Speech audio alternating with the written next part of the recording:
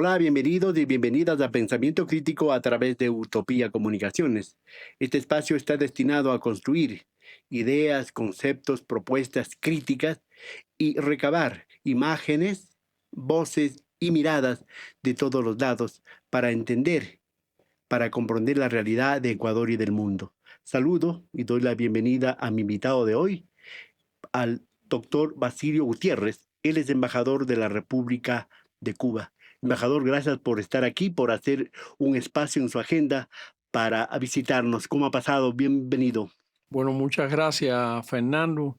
Para mí es un placer estar aquí en su estudio, en su medio de comunicación y tener la oportunidad de compartir información con la audiencia ecuatoriana. Es un placer, muchas gracias. Muchas gracias a usted por estar aquí.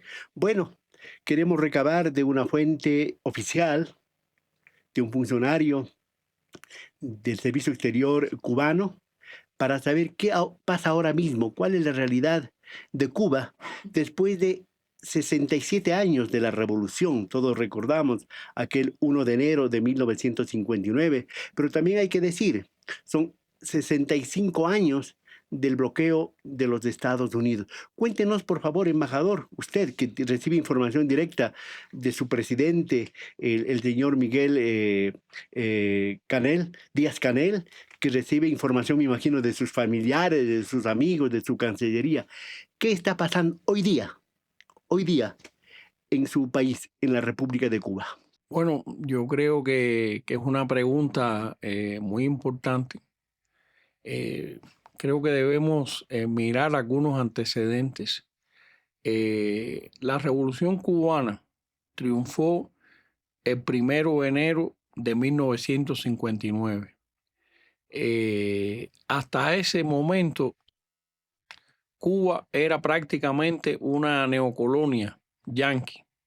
Era una neocolonia de los Estados Unidos y Estados Unidos tenía prácticamente el control de todas las esferas de la vida en la isla.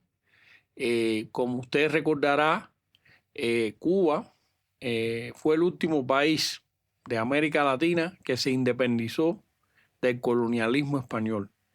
Y justamente cuando Cuba había ganado la guerra de independencia contra España, Estados Unidos intervino en los asuntos internos de Cuba militarmente, ocupó la isla y el 20 de mayo de 1902 se estableció una república que nosotros llamamos la República Mediatizada, porque Cuba entraba a la comunidad internacional como un país independiente, pero no era totalmente independiente. Por eso ese periodo histórico entre 1902 y 1959 nosotros le llamamos la República Mediatizada, ¿verdad?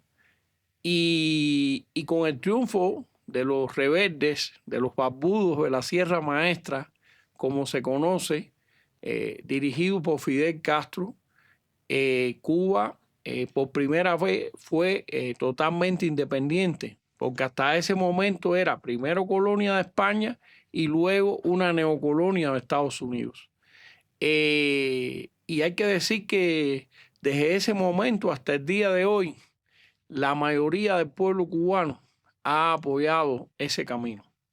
Y justamente el bloqueo, lo que conocemos como el bloqueo económico, comercial y financiero de Estados Unidos contra Cuba, que fue iniciado formalmente en febrero de 1962 bajo la presidencia de John Kennedy, ha sido un esfuerzo sostenido de Estados Unidos por tratar de enajenar el apoyo del pueblo al proyecto de independencia que significó la Revolución Cubana, que incluso tomó el camino de la construcción de una sociedad socialista.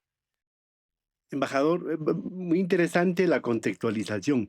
Para que usted luego me conteste la primera idea que tenía de cómo está, entonces vamos un poco comprendiendo qué es el bloqueo. En términos económicos, materiales y humanos, ¿qué ha significado el bloqueo económico?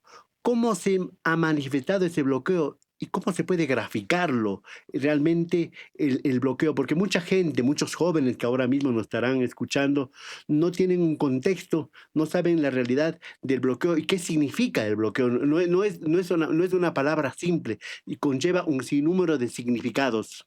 Bueno, el bloqueo significa enajenar a Cuba, sacar a Cuba del sistema económico internacional, del sistema económico financiero y comercial. Eso es el bloqueo, es decir, Cuba no puede utilizar la moneda dólar en sus operaciones financieras internacionales.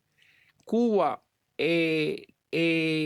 prácticamente no tiene la posibilidad de hacer transacciones financieras usando el sistema bancario internacional, que usted sabe que hasta el día de hoy está controlado por la moneda dólar y por el sistema financiero que se estableció después de la Segunda Guerra Mundial. Ese es un primer elemento de juicio. Pero un elemento fundamental del bloqueo es el hecho eh, de que se trata de que Estados Unidos pone presiones de todo tipo, siendo la mayor potencia económica y militar del mundo, pone presión sobre otros países, sobre otros estados, para que no tengan relaciones económicas con Cuba. Es decir, es un sistema de sanciones extraterritoriales y que tiene su expresión en lo que está pasando ahora mismo, que Estados Unidos declaró a Cuba como una amenaza inusual y extraordinaria contra la seguridad de Estados Unidos y impide que otros países vendan petróleo a Cuba. Si trasladamos eso a la mesa de los cubanos, trasladamos a los hospitales de los cubanos, a los colegios, a las escuelas, a las calles, al campo cubano, ¿qué significa eso? Eso significa grandes penurias, porque nosotros tenemos un sistema de salud gratuito y universal que abarca todo el país y que ha permitido garantizar altos estándares de salud para el pueblo cubano. Pero hoy es muy difícil sostener eso. Imagínense, por ejemplo, en un área de neonatos que necesitan probablemente atenciones y cuidados especiales, pero eso sin electricidad no es posible. Y en Cuba la electricidad se genera básicamente a través de los combustibles fósiles. Y Estados Unidos está bloqueando la entrada de ese combustible fósil a Cuba en esta nueva escalada agresiva del presidente Trump. Entonces corremos el peligro de que esos servicios para neonatos se paren, se detengan. ¿Y qué pasará con la vida de esos recién nacidos? Es un ejemplo concreto. Usted tiene, por ejemplo, en la agricultura, para usted alimentar un pueblo, necesita sistemas de regadío, necesita producción agrícola. ¿Y cómo se mueven los sistemas de regadíos? Se mueven básicamente con energía. Y la energía se genera con el petróleo, que es en Cuba básicamente el aporte fundamental de la energía eléctrica viene de la generación termoeléctrica que usa combustible.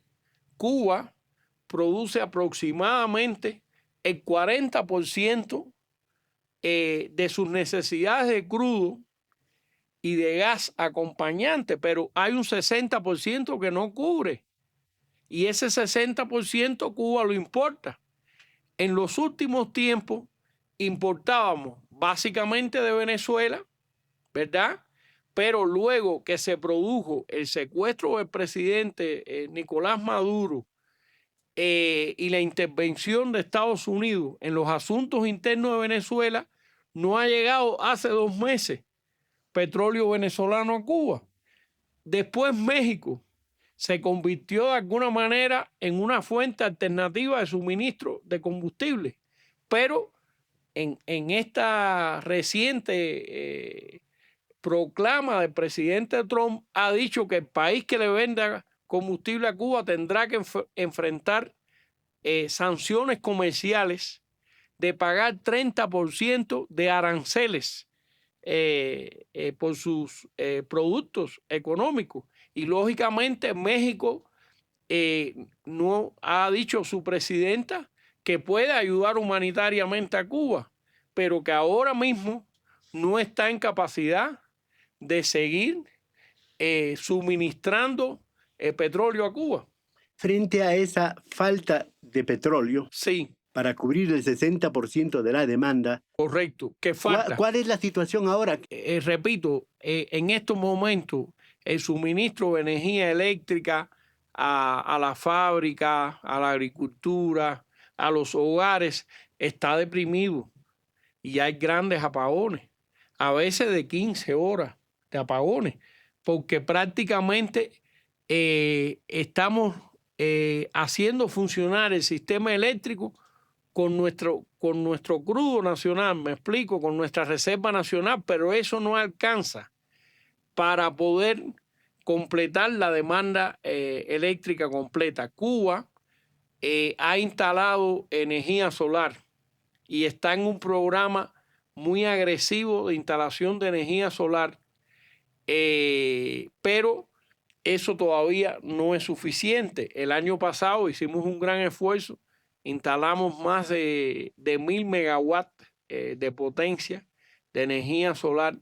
Este año tenemos previsto seguir en ese programa, probablemente instalar 1.000 megawatts más de potencia. Más o menos, estos son datos técnicos, pero hay que darlo para que la audiencia lo entienda. La demanda máxima de energía eléctrica en Cuba 3.000 y pico, ¿no? es 3.400 megawatts. Por ejemplo, en Ecuador, que es una economía más grande, es de 5.200. En Cuba es 3.400. Y entonces, con esos esfuerzos, esperamos ir generando una mayor cantidad de energía a partir de fuentes nacionales. Pero necesitamos el suministro de combustible.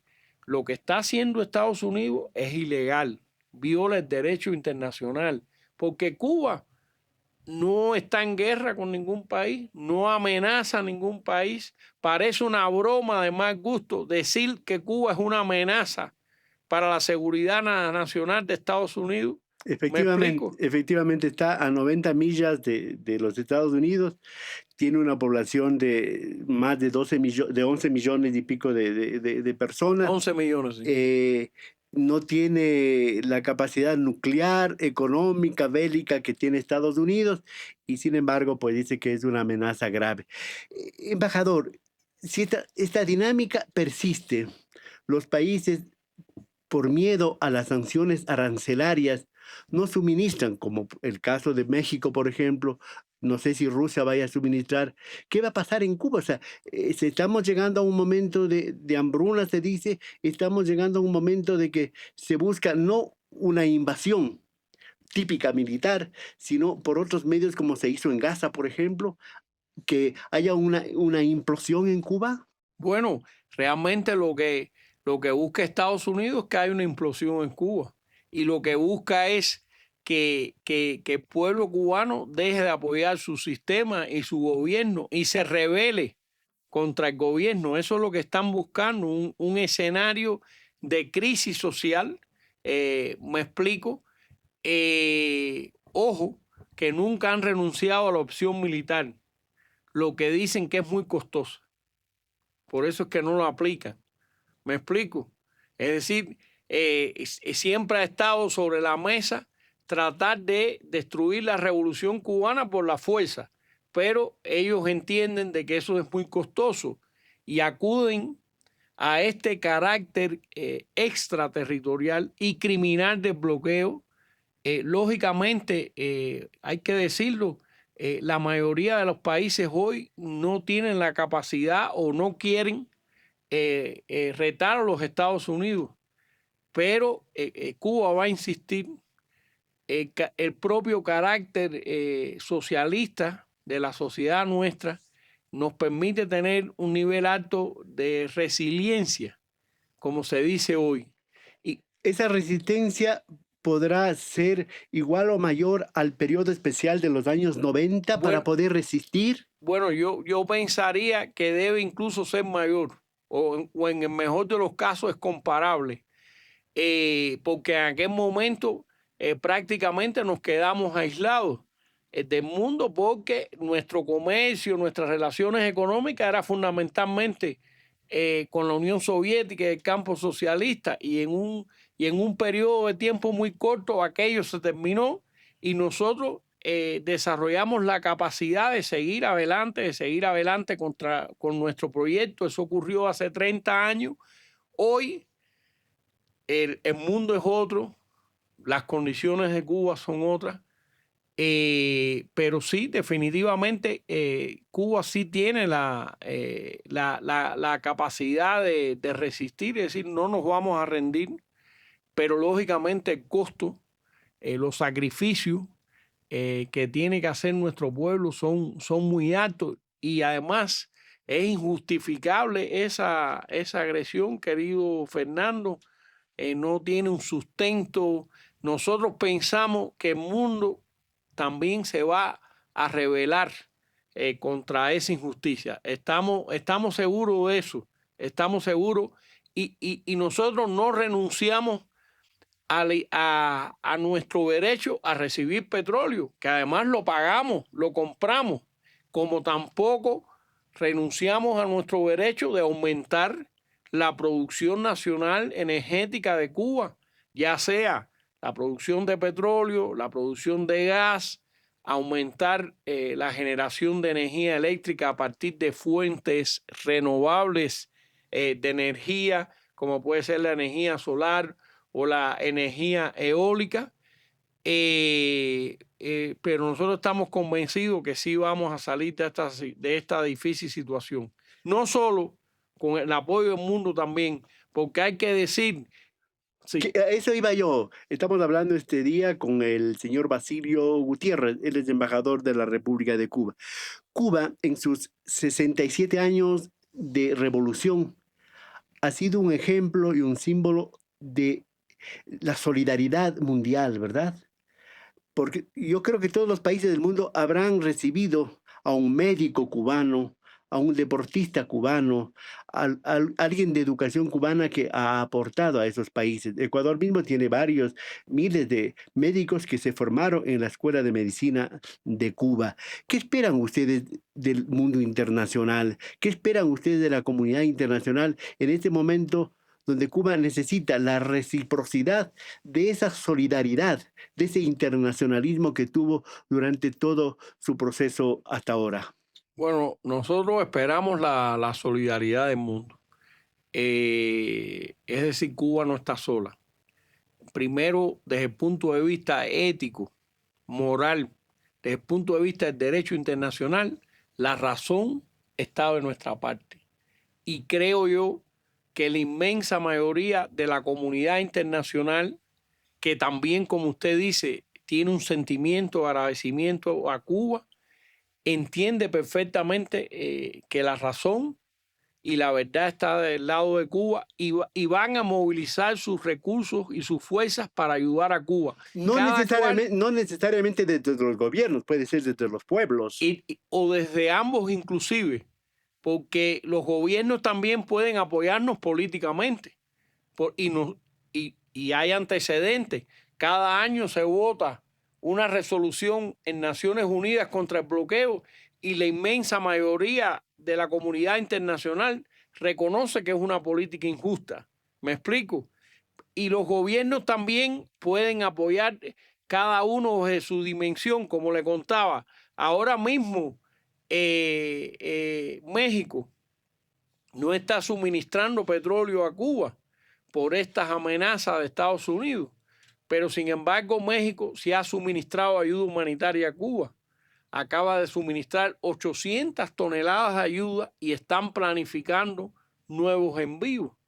Se están organizando en diferentes países campañas para ayudar materialmente a Cuba con el envío de medicinas, de paneles solares, para poder garantizar digamos, la energía eléctrica a puntos críticos de la economía nacional, como puede ser, por ejemplo, el cuerpo de guardia de un hospital. Embajador, la gente dirá, en medio de esta penuria, del hambre, de la oscuridad y un sinnúmero de casos y cosas que están pasando en Cuba, ¿hay posibilidad de seguir defendiendo el socialismo en Cuba? ¿Hay posibilidad de que esa revolución no sucumba frente a las pretensiones que no son de ahora de los Estados Unidos? Es exactamente durante el proceso revolucionario desde el 1959 mismo, y nosotros recordamos todos esos hechos. Una pequeña pausita en tiempos de Obama, que se reanudó relaciones de alguna cosa, pero con Trump eso se ha encaminado por otros caminos. ¿Hay la posibilidad de defender la revolución cubana? Definitivamente consideramos que sí, porque la revolución cubana, como le expliqué inicialmente, ha sido un proceso de consolidación de la soberanía nacional. Es un proceso histórico que ha dado muchísimos derechos a los cubanos desde el punto de vista de su formación, de su dignidad como seres humanos. Le dio la tierra a los campesinos, las viviendas a los trabajadores. Es decir, hay muchas conquistas y logros de la revolución por las cuales el pueblo los defiende.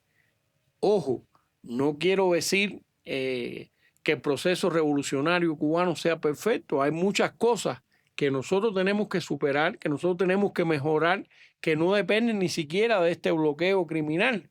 Pero en ese esfuerzo hemos estado a lo largo de muchos años. Por ejemplo, hace poco me preguntaban aquí en Ecuador cuáles son los logros de Cuba, cuáles son los logros sociales de Cuba. Y yo solo le di dos datos. Primero, la esperanza de vida en Cuba hoy es de casi 78 años. Es de las más altas en América Latina. Incluso países que tienen mucho más posibilidades económicas que Cuba, muchos más recursos económicos que Cuba, en determinados indicadores de salud están por debajo de Cuba. Entonces, eso demuestra que el proyecto no es fallido como que se quiere presentar. La mortalidad infantil de Cuba es de las más bajas de América Latina. En Cuba hace años que no hay desnutrición infantil. Le voy el dato. No lo decimos los comunistas cubanos, lo dicen las Naciones Unidas, los institutos especializados que hacen esos estudios. Embajador, ahora ya no viven prácticamente nadie que era parte del proceso de la revolución. Ahora hay una nueva generación que no ha vivido, que no ha sentido a lo mejor, y que no ha participado en el proceso de todas estas conquistas que usted habla, porque Cuba tuvo un apogeo en educación, en salud, en ciencia, en deportes. No ha vivido eso, mejor ha vivido estos otros momentos. ¿Qué pasa? ¿Cuál es el comportamiento de las nuevas generaciones de la juventud cubana frente a lo que está pasando ahora mismo? Bueno, yo creo que el comportamiento de la juventud cubana no es diferente al comportamiento de la juventud del mundo. Hay un dicho que dice que nuestros hijos se parecen más a sus tiempos que a nosotros, sus padres. Y eso es una realidad también en Cuba. Es decir, la revolución sigue teniendo el desafío de mantener el apoyo de las nuevas generaciones, de la juventud. Ese es un apoyo que hay que construirlo, y hay que construirlo con ideología, con ideas, con formación, con valores, pero también con resultados tangibles en la vida de las personas. Y en ese esfuerzo seguirá encaminada la revolución. Es decir, no renunciamos a que el país siga construyendo bienestar para la gente, porque para eso se hizo la revolución, me explico, pero habrá que superar este momento, que es un momento crítico, quiero insistir en eso, no es un momento que está provocado porque la revolución es fallida, no, es porque hay una agresión externa, hay un bloqueo de la principal potencia económica del mundo contra Cuba, es una verdadera guerra. Embajador, muchos dirán, bueno, la crisis que ahora vive Cuba es una crisis provocada por bloqueo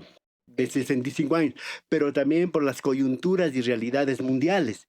Pero ¿qué parte también puede ser de algunos errores, de algunos desaciertos políticos del gobierno y del sistema?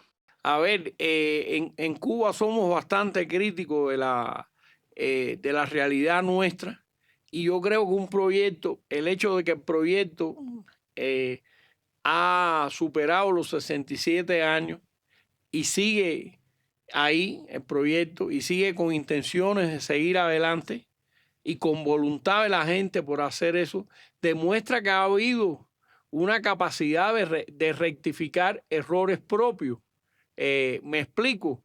Y en Cuba hace ya algunos años estamos en un proceso de hacer más eficiente nuestra economía, por ejemplo.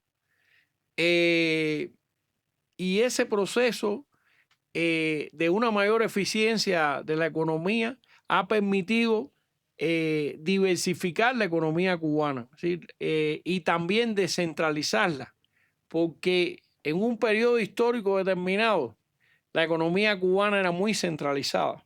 Hoy hay nuevos actores económicos, incluyendo actores privados, que tienen una capacidad económica creciente, pero en todo caso es el tipo de cambio que le da a usted la idea de que Cuba tiene la capacidad de adaptarse a los momentos actuales del mundo, donde ya hace bastante tiempo no existe el campo socialista ni la Unión Soviética. Embajador, ¿qué responde usted, por ejemplo, lo que dice, ha fracasado el socialismo en Cuba, que no hay democracia en Cuba, no hay libertad de expresión en Cuba?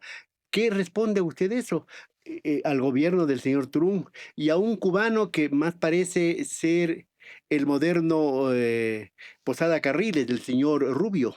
Lo que respondo es que el mayor acto de democracia que hoy hay en Cuba es que la inmensa mayoría del pueblo cubano, la abrumadora mayoría, está resistiendo esta guerra económica criminal de los Estados Unidos y no se ha lanzado a la calle para protestar contra su gobierno o para decir nos cansamos, llegamos hasta aquí. La voluntad del pueblo cubano, que es mayoritaria, reitero, sigue siendo eso. Eso, desde mi punto de vista, es una muestra clara de fortaleza, pero también de democracia, de apoyo de la gente. Yo me pregunto, ¿qué otro país del mundo soportaría tal agresión? Esa es la pregunta que yo me hago, ¿no? ¿Y una agresión militar qué pasaría? ¿Cómo está la defensa de Cuba? Bueno, una agresión militar, hay que decir, lógicamente, que el poderío militar de Estados Unidos es muy asimétrico con Cuba, por supuesto. Una agresión militar de Estados Unidos significaría una resistencia del pueblo cubano. Probablemente si comparativamente queremos graficar esto para las personas que nos están escuchando, sería como una nueva guerra de Vietnam, pero esta vez en América Latina, justo en la frontera de Estados Unidos. Es decir, nuestro pueblo nunca se rendiría. Sería muy oneroso el costo de una agresión militar de Estados Unidos contra Cuba. En Cuba existe la concepción de la guerra de todo el pueblo, donde cada persona, cada ciudadano tiene una forma y un medio de defender a su país. Entonces, por eso es que en este mismo minuto esa opción militar no está sobre la mesa. Es decir, ¿Y qué piensa usted, embajador, al señor Marco Rubio como embajador, como emperador de Cuba? Porque eso quiere, o eso lo ha dicho el señor Trump. bueno, en primer lugar hay que decir que Marco Rubio no es cubano.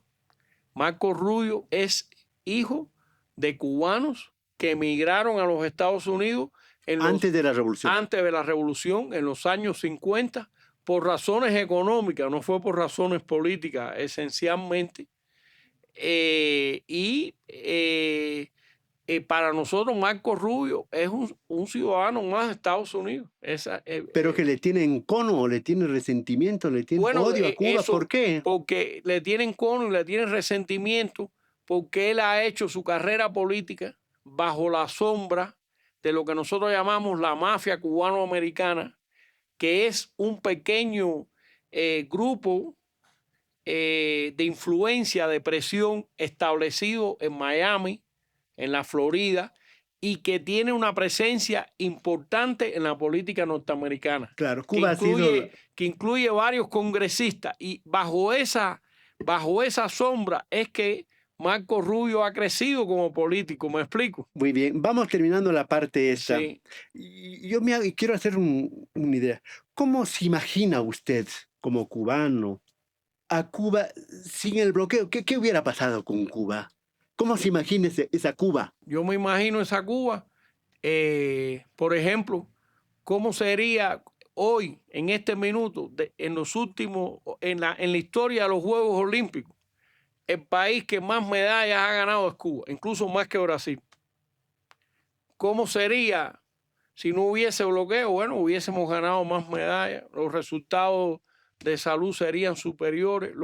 Nosotros fuimos el único país del tercer mundo que desarrolló sus propias vacunas contra la pandemia de la COVID-19. ¿Cuántas cosas más no pudiéramos hacer? Probablemente seríamos más solidarios con el mundo, más cooperación con el mundo. Embajador, en pocas palabras, quiero que usted envíe un mensaje al Ecuador, a América Latina, al mundo, en este momento que está viviendo, porque esto no es un asunto ideológico, no es un asunto, es un asunto humanitario. Y es un asunto de también, vida o muerte, pero por favor. Políticamente es un asunto de hegemonía, que Estados Unidos quiere imponer su hegemonía sobre el mundo frente al derecho que tiene el pueblo cubano a ser soberano. Pero de eso estamos hablando. Pero desde acá un mensaje desde lo humano, desde lo humano. Desde lo humano, bueno, sentimos un gran cariño, un gran afecto por el pueblo ecuatoriano, por la nación ecuatoriana. Y el compromiso de Cuba es seguir desarrollando esas relaciones de amistad, de fraternidad construida a lo largo de mucho tiempo, no solo con Ecuador, sino con el resto de los países de América Latina. Usted está por irse del Ecuador, ¿verdad? Después de cumplir 5 años de permanencia en nuestro país. Así brevemente, ¿cómo están las relaciones de Ecuador? ¿Hay relaciones comerciales, educativas, culturales? ¿Qué tipo de relación tenemos entre Ecuador y Cuba? Bueno, primero las relaciones, digamos, diplomáticas entre ambos países se desarrollan normalmente. Desde el punto de vista económico, hoy priman los vínculos entre actores privados, tanto de Cuba como de Ecuador. Se mantienen, por supuesto, los vínculos en la cultura, en el deporte, en el intercambio científico. Por ejemplo, hay un gran intercambio académico entre Cuba y Ecuador en este mismo minuto. Y también hay una comunidad de cubanos aquí que residen en Ecuador y que hacen una contribución muy importante a esa relación. Así que miramos esto siempre con una perspectiva positiva de que hay posibilidades para seguir avanzando. Hay un dicho que dice, pensando en esto de la agresión ahora de Estados Unidos contra Cuba, dice, no hay mal que dure 100 años ni cuerpo que lo resista. No sé si dicen eso aquí. Así sí, es muy común esa frase aquí. Embajador, bueno, usted se va. ¿Qué se va a llevar de Ecuador usted? ¿Y qué va a dejar de Cuba para Ecuador? A ver, cuéntenos. Bueno, yo pienso que me voy a llevar el cariño de muchas personas en Ecuador con las cuales hemos convivido, hemos trabajado juntos durante muchos años. También toda la memoria de la riqueza cultural del Ecuador, su gente, su naturaleza, también toda la gastronomía ecuatoriana es espectacular, es algo siempre que vamos a extrañar, que vamos a recordar eh, con mucho afecto. Es decir, me voy del Ecuador realmente con sentimientos muy profundos de cariño, de amistad por el pueblo ecuatoriano, ¿Y ¿no? qué nos deja, embajador? Yo creo que eh, dejo la huella de alguien que sirvió con total honestidad, con total transparencia y con total compromiso. Sirvió a su país y también trabajó incansablemente por seguir desarrollando esas relaciones que nos une como pueblo latinoamericano. Porque como decimos, me voy, pero volveré, ¿no? Sí, claro, nunca podemos, siempre vivimos en un mundo globalizado, es decir, hoy incluso se puede volver hasta digitalmente, ¿no? Con todas estas nuevas tecnologías, uno se conecta ahora desde La Habana y bueno, está aquí. Embajador, para terminar, y muchas gracias por su presencia, desde aquí, desde la mitad del mundo, desde Ecuador, desde este programa Pensamiento Crítico de Utopía Comunicación, envíles un mensaje a sus compatriotas, a sus hermanos cubanos, por favor, que ellos están viviendo una realidad dura, que ahora mismo nosotros no la sentimos porque estamos distantes, pero podemos percibirlo, podemos entenderlo, por favor, embajador.